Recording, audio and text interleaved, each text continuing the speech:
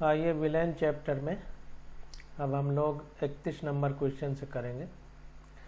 कह रहा है 200 ml of an aqueous solution of A protein contain it's 1.26 ग्राम।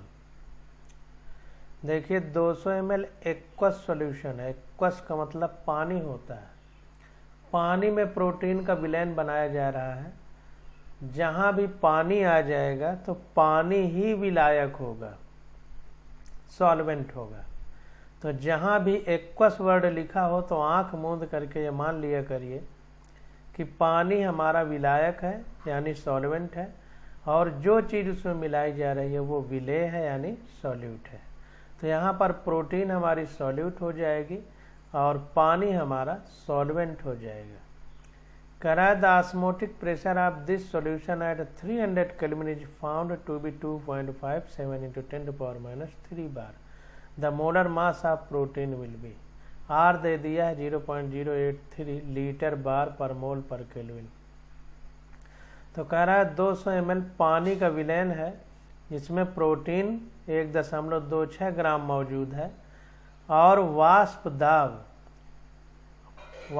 दाब नहीं, ऑस्मोटिक प्रेशर परासरण दाब विलेन का 300 केल्विन पर कितना है 2.57 into 10⁻³ है। परासरण दाब मतलब जिसको पाई लिखते हैं। तो कह रहा है the molar mass of protein will B. तो प्रोटीन का मोलर मास ज्ञात करना है।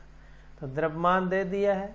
मोल बराबर होता है द्रव्यमान बटे मोलर द्रव्यमान यानी मास बटे मोलर मास। तो मास है, मोलर मास निकल आएगा।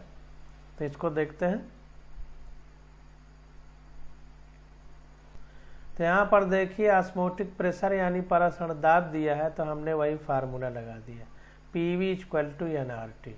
अब n मोल जो होता है, मोल बराबर होता है द्रव्यमान बटे मोलर द्रव्यमान यानी n = मास बटे मोलर मास। तो पाई, अब देखिए V P को पाई भी लिख देता है परासरण दाब के लिए। तो पाई V हो गया W/mRT। अब यम हमको निकालना है तो यम = WRT, पाई भी नीचे चला जाएगा। W हमको दिया है प्रोटीन का 1.26 ग्राम, R की वैल्यू दे दिया है 0.083 इंटू T की वैल्यू 300 केल्विन अपान पाई की वैल्यू दे दिया है 2.57 into 10⁻³ इंटू V कितना है 200 ml। 200 ml है, इसको लीटर में बदलेंगे। मोलारता में लीटर रहता है तो लीटर में बदलेंगे तो 1000 का भाग देना पड़ेगा। तो इसलिए उसने जो है 1000 का भाग दे दिया। सॉल्व करने पे आ गया 61,038 ग्राम प्रति मोल। यही हमारा आंसर हो जाएगा। तो 31 का डी विकल्प हमारा करेक्ट हो जाएगा। 32 नंबर क्वेश्चन देखते हैं। सीधा फार्मूले पर आधारित क्वेश्चन था।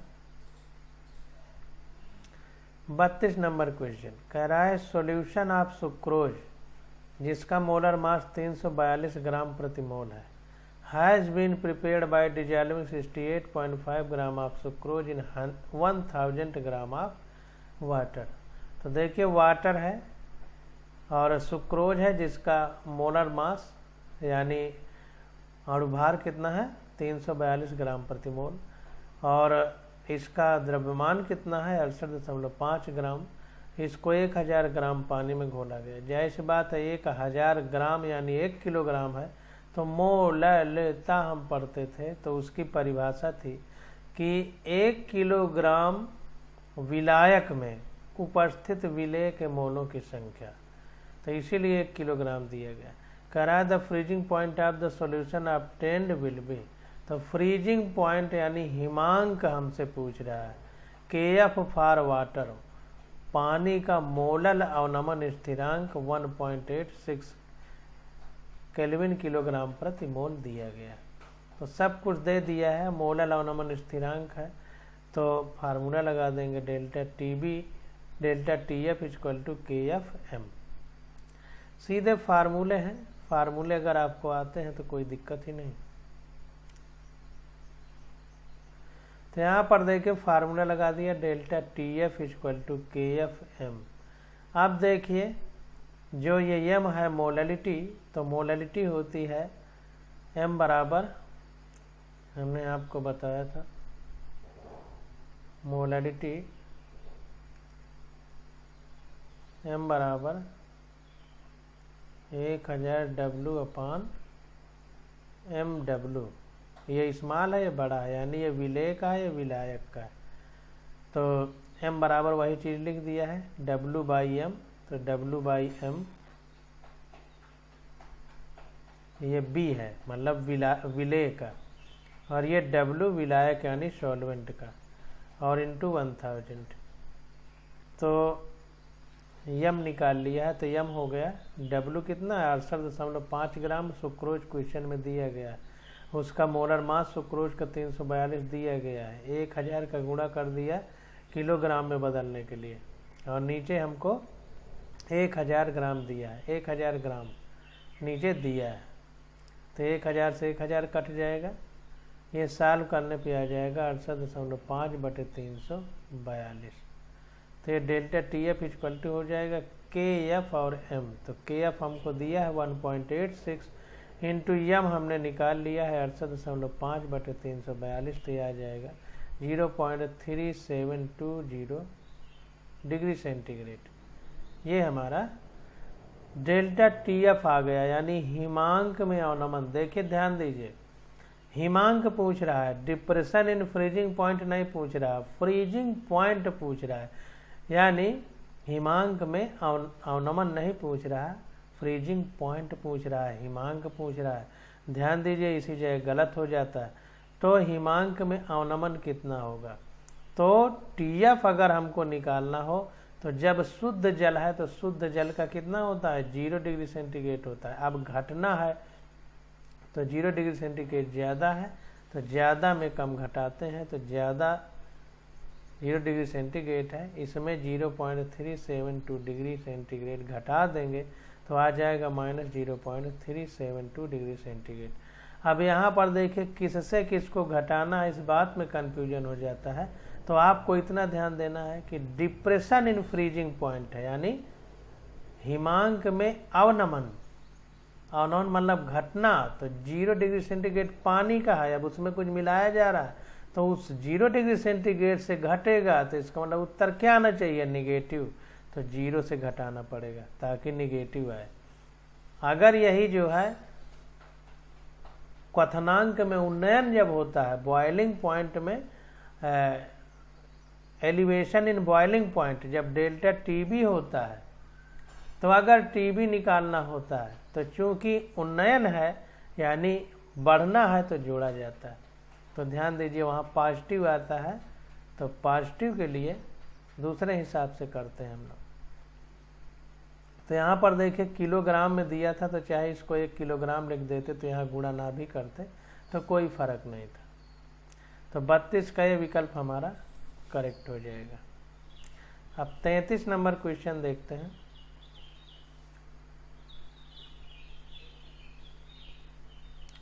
कह रहा है during osmosis flow of water through a semi permeable membrane is. कह रहा है कि अगर हम सेमी का मतलब आधा होता है, तो अर्ध पारगम में झिल्ली अगर लगा दें बीच में, विलेय और विलैन के बीच में, या विलायक और विलैन के बीच में, तो कह रहा है कि पानी का बहाव कैसे होगा ड्यूरिंग ऑस्मोसिस, यानी परासरण में flow of water through a semi permeable membrane is क्या होगा। तो यहाँ पर देखें हम आपको समझा दे रहे हैं, ध्यान देंगे तो बड़े अच्छे से समझ में आएगा।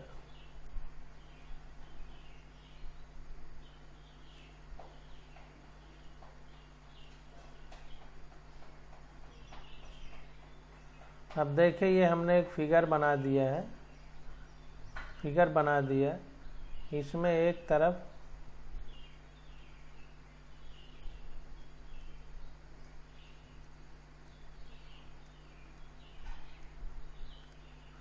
इसमें ये सॉल्यूशन है, इसमें ये सॉल्वेंट है। अब जाहिर सी बात है कि सॉल्यूशन ज़्यादा गाढ़ा होगा, क्योंकि इसमें विलेय और विलायक दोनों हैं, यानी सॉल्यूट और सॉल्वेंट दोनों मिल करके विलयन बना होगा। और इसमें केवल विलायक यानी सॉल्वेंट है, जैसे इधर केवल पानी भर दें और इधर पानी और नमक का विलयन भर दें, तो जाहिर सी बात है कि इधर पानी और नमक दोनों हैं और इधर केवल पानी है, तो ये ज़्यादा गाढ़ा है, ये ढीला है। जब ये ज़्यादा गाढ़ा है तो इसका मतलब है कि इसमें कंसंट्रेशन ज़्यादा है, विलयन की कंसंट्रेशन ज़्यादा है, और इसमें विलायक की कंसंट्रेशन ज़्यादा है। तो विलायक ज़्यादा कंसंट्रेट है, इधर विलयन ज़्यादा कंसंट्रेट है। तो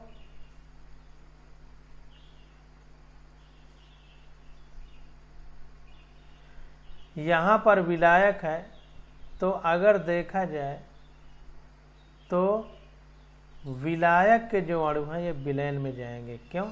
क्योंकि इधर विलायक कम है, हमेशा जो ज़्यादा सांद्रता में होता है वो कम की ओर जाता है। देखा जाए तो विलयन ज़्यादा सांद्र है। हमारी बात को बहुत गौर से सुनिए, तब समझ में आएगा। केवल विलयन की बात करें तो विलयन यहाँ ज़्यादा गाढ़ा है, इधर कम होंगे ना विलायक के अणु, क्योंकि इसमें विलेय के भी अणु हैं। तो विलेय प्लस विलायक, सॉल्यूट प्लस सॉल्वेंट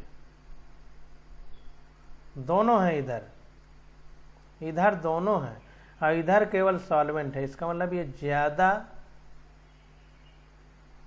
मॉलिक्यूल है इधर जो है सॉल्वेंट के, इधर की तुलना में। तो जो जिधर ज़्यादा होता है उधर से कम की ओर जाता है।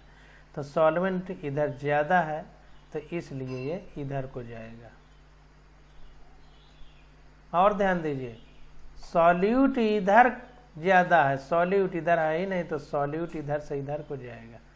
लेकिन चूंकि ये अर्धपारगम्य झिल्ली है, आधी चीज़ों को जाने देगी, यानी केवल विलायक के अणुओं को जाने देगी, इसलिए विलायक ही इधर जा पाएंगे। अगर ये झिल्ली पूरी तरह से पारगम्य होती तो इधर विलेय जाते, इधर विलायक जाते।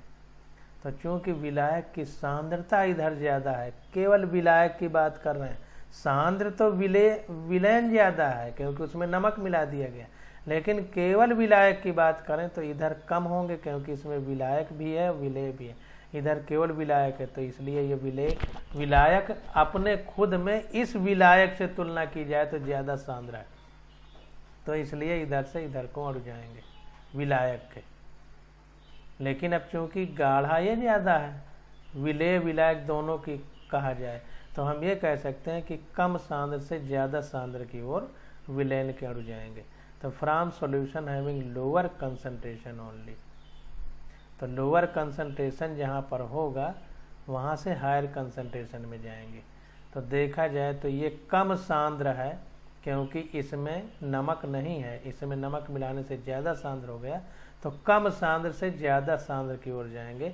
विलयन के सापेक्ष देखा जाए तो, क्योंकि ये ज़्यादा गाढ़ा है, इसमें नमक भी है, तो कम गाढ़े से ज़्यादा गाढ़े की ओर जाएंगे। From solution having lower concentration only, तो लोअर कंसंट्रेशन से जाएंगे। तो 33 का ये विकल्प हमारा करेक्ट हो जाएगा।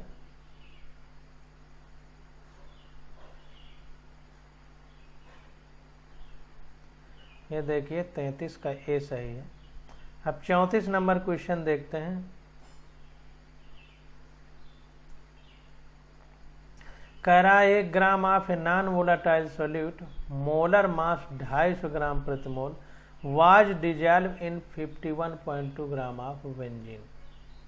कह रहा है कि 100 ग्राम नॉन इलेक्ट्रोलाइट यानी विद्युत अनपघट्य हिंदी में कहते हैं, जो टूटे ना, तो वो लिया गया है विलेय, और उसका मोलर मास यानी मोलर द्रव्यमान कितना है, 250 ग्राम प्रति मोल है। इसको घोल दिया गया 51.2 ग्राम बेंजीन में। कह रहा है if the freezing point constant Kf of benzene is 5.12 kelvin kilogram प्रति मोल है। तो KF की वैल्यू दे दिया है। तो कह रहा है freezing point of benzene, freezing point पूछ रहा है। ध्यान दीजिए जैसे ऊपर डिप्रेशन इन फ्रीजिंग पॉइंट नहीं, हिमांक में अवनमन नहीं, हिमांक पूछ रहा है, ध्यान देना। नहीं, ध्यान दीजिए, कह रहा है the freezing point of benzene will be lowered, lowered घट कितना रहा है, तो डिप्रेशन इन फ्रीजिंग पॉइंट ही पूछ रहा है, लोअर्ड पूछ रहा है, घट कितना रहा है, तो डिप्रेशन इन फ्रीजिंग पॉइंट यानी डेल्टा TF पूछ रहा है। तो सीधा फार्मूला लगा देंगे। तो यहां पर देखिए सीधा फार्मूला लगा दिया, delta TF equal to KF M। तो KF इंटू M कितना हो जाएगा, 1000 W B upon MB into WA। यह सॉल्वेंट विलायक का है और ये दोनों विलेय के लिए। अब देखिए ये लिखा कहाँ से जाता है, मोललता का क्या मतलब होता है, 1 किलोग्राम विलयन में उपस्थित विलेय के मोलों की संख्या। तो ये किलोग्राम में, अब ये ग्राम में हो जाए क्योंकि 1000 का भाग दे दिया है, वैसे किलोग्राम में लिया जाता है। तो किलोग्राम में विलायक की मात्रा है और विलेय के मोल है, मोल N बराबर W/M होता है। तो वही चीज़ यहाँ पर लिख दी गई। तो ये हो जाएगा डेल्टा TF। अब हमको निकालना क्या है, डेल्टा TF ही निकालना है। तो KF की वैल्यू रख देंगे 5.12 इंटू WB 1 ग्राम है, ये रख दिया, 1000 का गुणा तो होगा ही बटे मोलर द्रव्यमान विलेय का 51.2 है, गुणे विलेय का जो है विलायक का द्रव्यमान कितना है 250 ग्राम। तो ये सॉल्व करेंगे तो आ जाएगा 0.4 kelvin. Depression in freezing point, वाष्प हिमांक में अवनमन।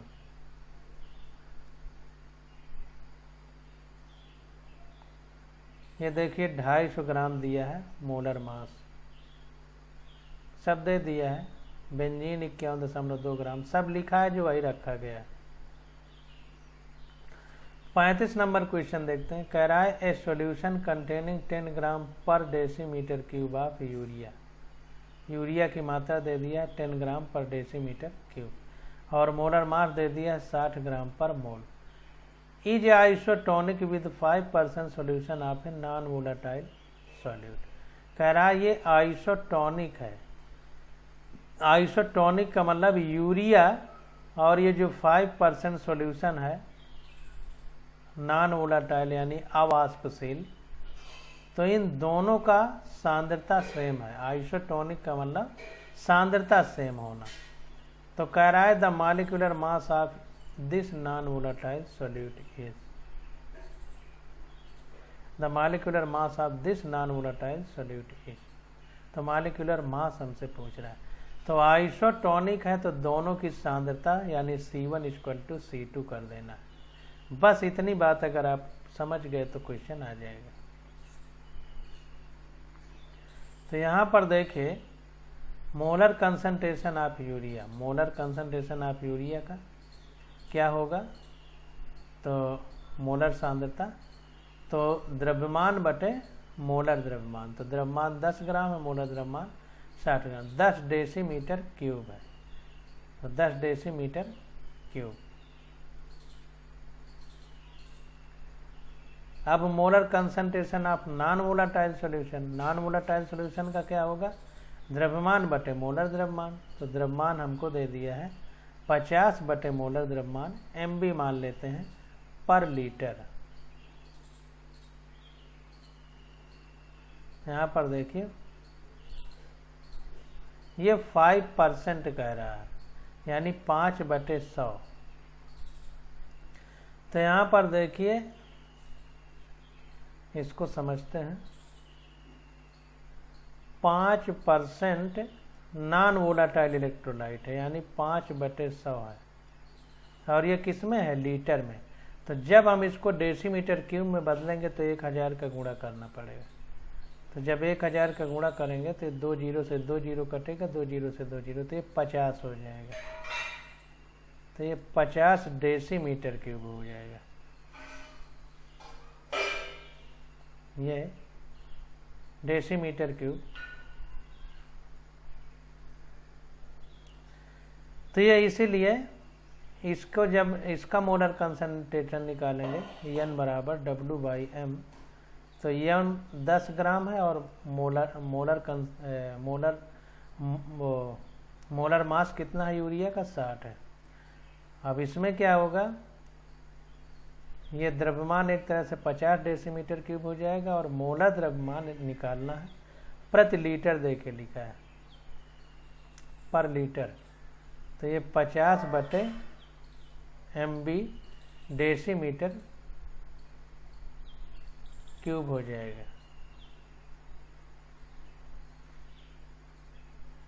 तो अब देखिए, चूंकि इसकी सांद्रता बराबर है, यानी C1 = C2 कर देंगे, मोलर कंसंट्रेशन को बराबर कर देंगे, क्योंकि विलयन आइसोटोनिक है, तो इसकी सांद्रता बराबर कर दिया, यानी 10/60 मोलर कंसंट्रेशन बराबर इसका मोलर कंसंट्रेशन 50/mb। तो ये mb आ गया, ये कट जाएगा, तो इसका गुणा होगा तो 300 ग्राम प्रति मोल आ जाएगा। mb मोलर कंसंट्रेशन इतने ग्राम प्रति मोल। तो इस प्रकार से हम निकालेंगे। यहाँ बस इतना ध्यान देना है कि 5% है, यानी 5/100 है, और ये प्रतिशत लीटर में है, तो इसको ऊपर 1000 से गुणा कर देंगे तो ये डेसीमीटर क्यूब में आ जाएगा।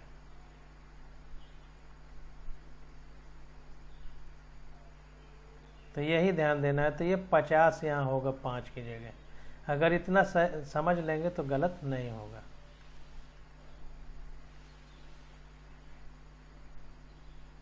अब 36 नंबर क्वेश्चन देखते हैं। ये देखिए डेसीमीटर क्यूब दिया है और आंसर में थोड़ा मिस्टेक है।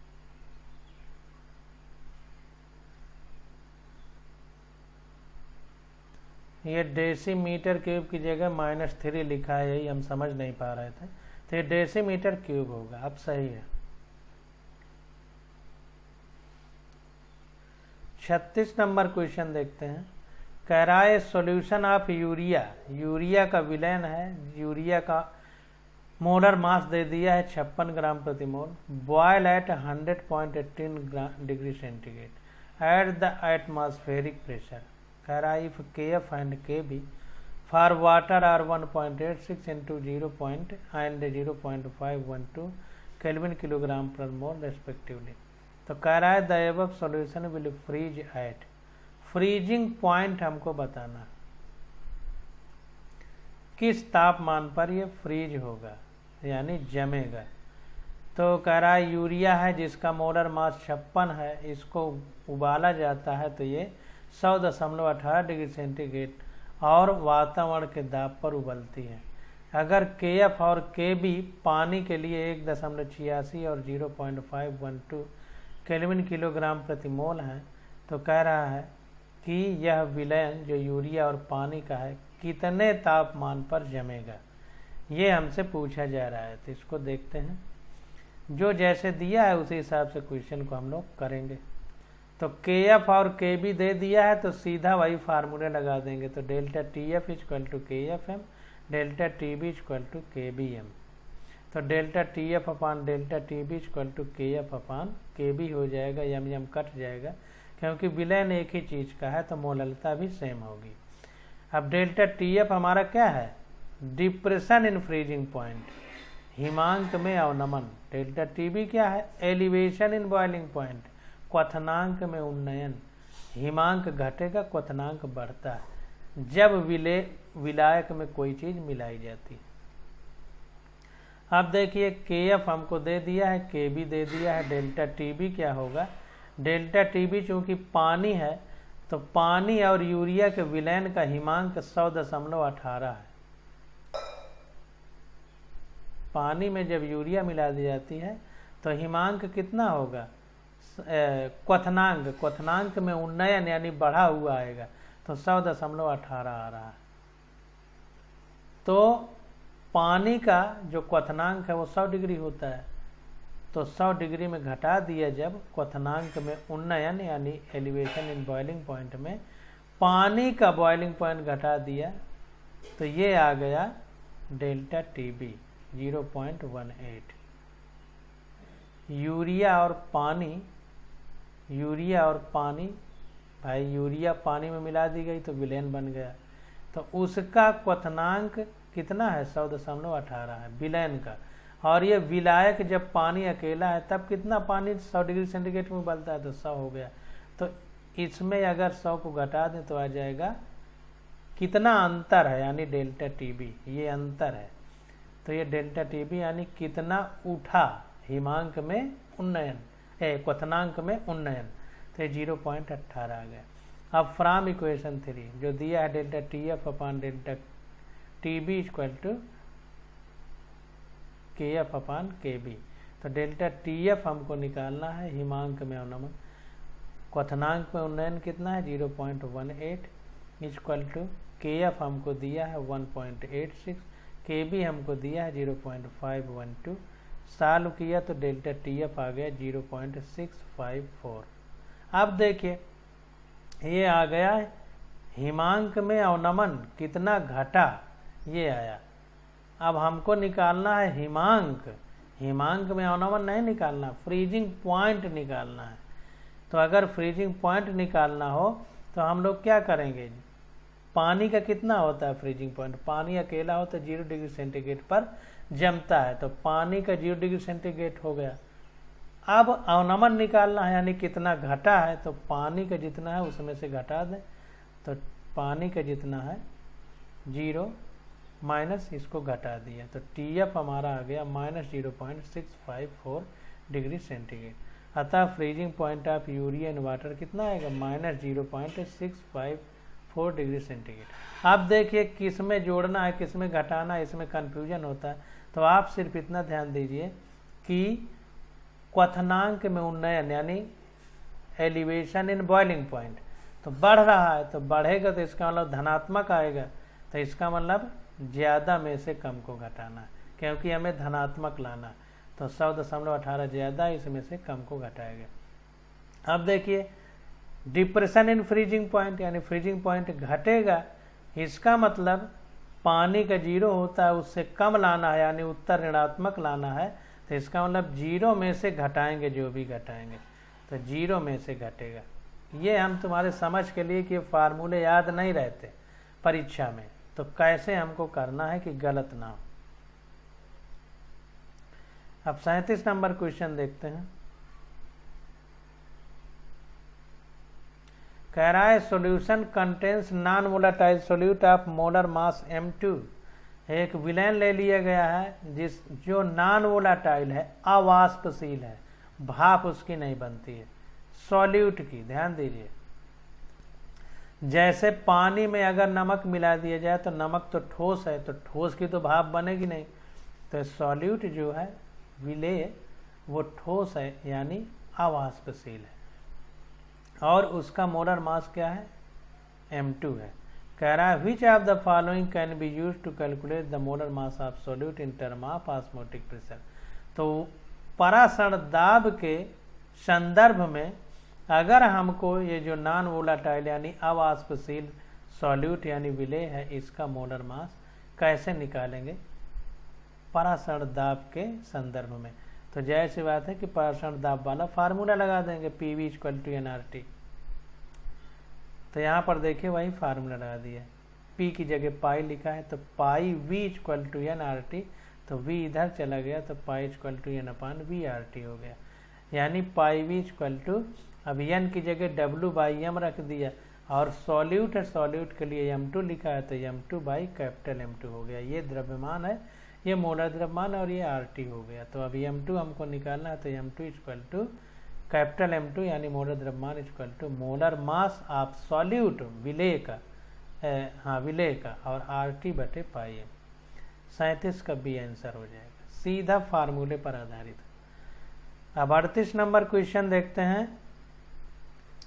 कह रहा है pure water can be obtained from sea water by. तो प्योर वाटर शुद्ध पानी को समुद्री पानी से कैसे प्राप्त किया जाता है? ये देखिए एनसीईआरटी में सीधा सीधा लिखा हुआ है, वही पूछ लिया है हमसे। तो अभी हमने आपको परासरण यानी ऑस्मोसिस समझाया था, तो ऑस्मोसिस में बताया था, फिर से समझ लीजिए।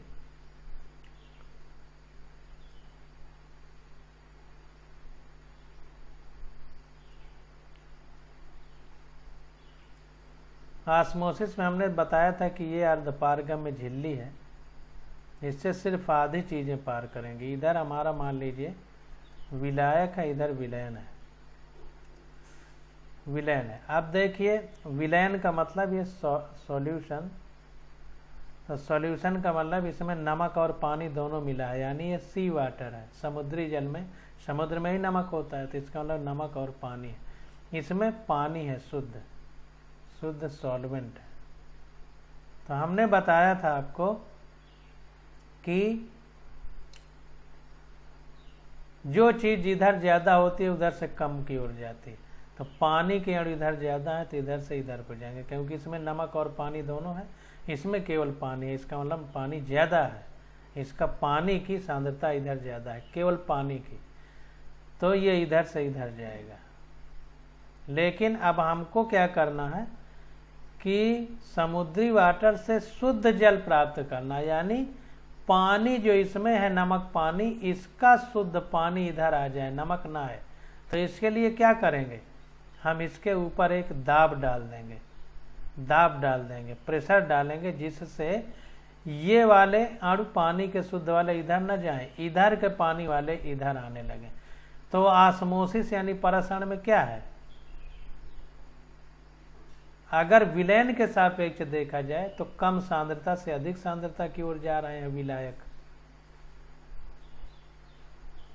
हमारा विलयन ज्यादा सांद्र है क्योंकि इसमें नमक भी मिला है, तो कम सांद्रता से अधिक सांद्रता की ओर जा रहे हैं। हमें अधिक सांद्रता से कम सांद्रता की ओर सॉल्वेंट यानी पानी के अणुओं को लाना है। तो क्या करेंगे, इस पर दाब डाल देंगे। जब दाब डाल देंगे तो प्रेशर पड़ने पर पानी के अणु इधर जाने लगेंगे, यानी परासरण में जाना इधर चाहिए था, अब हमको ले जाना इधर है, यानी ऑस्मोसिस का उल्टा करना है, यानी रिवर्स ऑस्मोसिस। तो सी ऑप्शन करेक्ट हो जाएगा, 38 का सी करेक्ट हो जाएगा। 38 का सी करेक्ट। 39 नंबर क्वेश्चन देखते हैं। कह रहा है from the colligative properties of solution. Colligative का मतलब अणु संख्य गुण धर्म, जो सिर्फ अणुओं की संख्या से मतलब रखते हैं, द्रव्यमान से मतलब नहीं, उनकी अवस्था क्या है और वो की सब कैसा व्यवहार करेंगे, कोई मतलब नहीं, सिर्फ अणुओं की संख्या से संबंधित हो जिसके गुण धर्म, उसी को कोलिगेटिव प्रॉपर्टी कहते हैं। तो which one is the best method to determine the molecular weight of protein and polymer? तो प्रोटीन और पॉलीमर का मॉलिक्यूलर वेट यानी आणविक भार हमको निकालना है। तो कोलिगेटिव प्रॉपर्टी के हिसाब से कौन सा सबसे अच्छा बेस्ट मेथड होगा इसको जानने के लिए। तो यहाँ पर देखिए हमारे जो अणु संख्य गुणधर्म के आधार पर जो विलयन की प्रॉपर्टीज थी वो क्या क्या थी, वो था एलिवेशन इन बॉइलिंग पॉइंट, क्वथनांक में उन्नयन। दूसरा क्या था, डिप्रेशन इन फ्रीजिंग पॉइंट, यानी हिमांक में अवनमन हिंदी में। एक और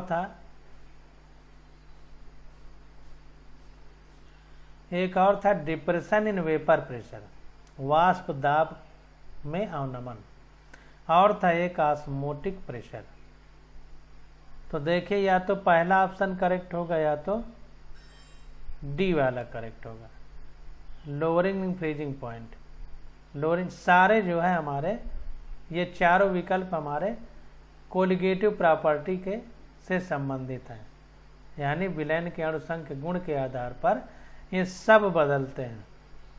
तो कह रहा है कि बेस्ट मेथड क्या होगा मॉलिक्यूलर वेट निकालने का, तो ऑस्मोटिक प्रेशर द्वारा। ऑस्मोटिक प्रेशर जो है हमारा बेस्ट मेथड होगा, क्योंकि ऑस्मोटिक प्रेशर जो होता है उसका फार्मूला है pi V equal to N R T.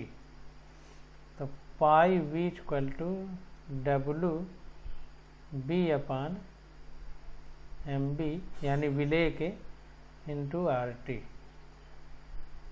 ये तो कह रहा है from the category properties of solution which one is the best method for the determination of molecular weight of protein and polymer. तो प्रोटीन और polymer में molecular weight निकालना है तो ये आ जाएगा ये। तो इन सब से फार्मूले द्वारा निकाला जा सकता है, लेकिन सबसे बेस्ट मेथड हमारा ऑस्मोटिक प्रेशर वाला है, इसी से निकालते हैं प्रोटीन और पॉलीमर के लिए, क्योंकि प्रोटीन और पॉलीमर जो है इनकी लंबी चेन होती है। इन सब में देखिए डेल्टा टी एफ दिया रहता है, delta T F equal to K F M, इससे भी निकाल सकते हैं मोललता, और delta T B equal to K B M, इससे भी निकाल सकते हैं। लेकिन चूंकि पॉलीमर है, बड़े बड़े इसके अणु हैं, तो ये मेथड हमारा सबसे अच्छा रहेगा। तो ऑस्मोटिक प्रेशर द्वारा निकालेंगे बड़े बड़े मॉलिक्यूल जिसमें होंगे उनके लिए। तो ऑस्मोटिक प्रेशर सबसे बेस्ट मेथड होगा। तो 39 का आंसर देखते हैं। 39 का ये विकल्प हमारा करेक्ट है। अब 40 नंबर क्वेश्चन देखते हैं।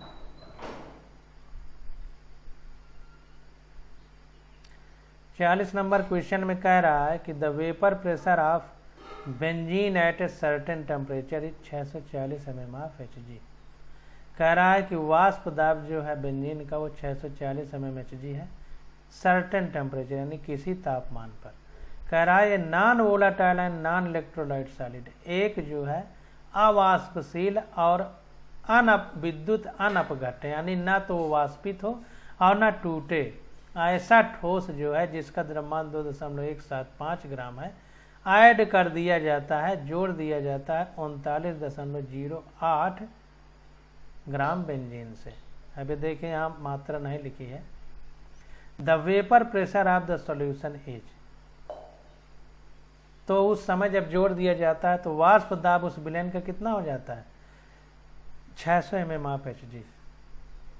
तो कह रहा है कि जो ठोस है उसका मोलर द्रव्यमान कितना है, मॉलिक्यूलर वेट, या यूं कहें कि उसका मोलर द्रव्यमान कितना है। सीधा फार्मूले पर आधारित है, अगर आपको फार्मूले आते हैं तो सीधा क्वेश्चन निकल आएगा। तो देखिए 0 लगा हो तो हमने आपको बताया था कि जब बेंजीन मिलाई नहीं गई होगी उस समय उसका वाष्प दाब शुद्ध अवस्था में, तो P0 640 mm Hg शुद्ध अवस्था में विलायक का वाष्प दाब। ये PS बेंजीन में वो नॉन वोलाटाइल यानी अवाष्पशील विद्युत अनपघट्ट वाला विलेय जब मिला दिया गया तो सॉल्यूशन यानी जो विलैंड बना उसका वाष्प दाब 600 mm Hg है, और विलेय जो है उसका द्रव्यमान 2.175 ग्राम है, और बेंजीन जिसमें मिलाया जा रहा है इसको उसका द्रव्यमान 39.08 ग्राम है, क्वेश्चन में दिया है। तो सीधा राउल्ट का नियम लगा देंगे, P0 minus PS upon P0 equal to WB by MB into MA upon WA। तो सीधा सीधा P0 दिया है 640 माइनस PS दिया है 600 बटे P0 640 बराबर WB दिया है 2.175 इंटू MA हमको बेंजीन का निकाल लेंगे तो 78 आ जाएगा, तो 78 बटे बेंजीन का द्रव्यमान 39.08 गुणे MB हमको निकालना है। अब बेंजीन का देखिए C6H6 होता है, C6H6, तो इसका मोलर मास निकालेंगे तो क्या होगा 6 कार्बन है और 12 एक कार्बन का होता है प्लस हाइड्रोजन का 1 होता है मोलर मास, 6 हाइड्रोजन है, तो 12 छंग 72 प्लस 6 बराबर 78, तो वही यहाँ लिखा गया। तो MB हमारा आ जाएगा 69.5। 40 का ये विकल्प हमारा करेक्ट हो जाएगा। अब देखिए आ जाता है क्वेश्चन नंबर 41। तो इसकी स्टडी हम लोग अगले लेक्चर में करेंगे। आज बस यहीं तक।